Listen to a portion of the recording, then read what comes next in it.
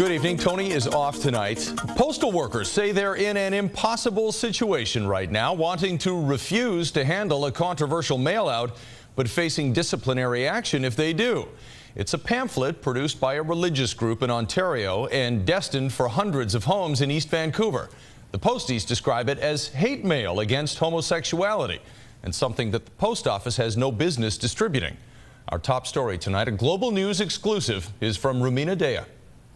Canada Post employees say they were disgusted, horrified, when this booklet titled The Prophetic Word came into the station at Commercial Drive and 6th Avenue in Vancouver.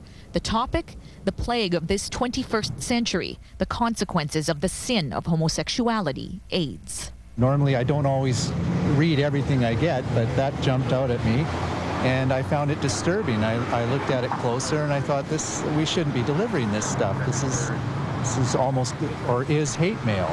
The booklet is published monthly by the Fundamentalist Baptist Mission out of Ontario. In September's issue, Reverend Sterling Clark says homosexuality is ungodly, unhealthy, and unnatural.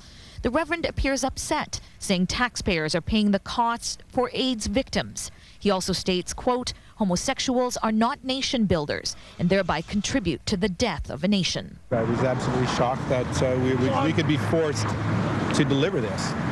And I was disappointed that Canada Post would take money from somebody for this. To me, it's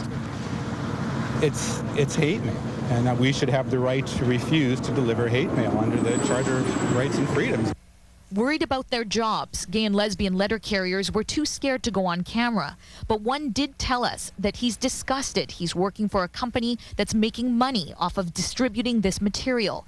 Canada Post is hypocritical. They say they're supporting their gay workforce, but at the same time, they're accepting hateful literature that tells lies. As far as Canada's Post position, we can't censor the mail. We're obligated to deliver it. We can't tell people whether this material is fit for consumption, whether it's offensive, whether it's appropriate. Some people might find this particular piece of material fine. Well, this is very offensive material. I think it is really hate-based literature, and I am shocked that it is actually going to be delivered by Canada Post. I think that this is a horrible mistake that they're making.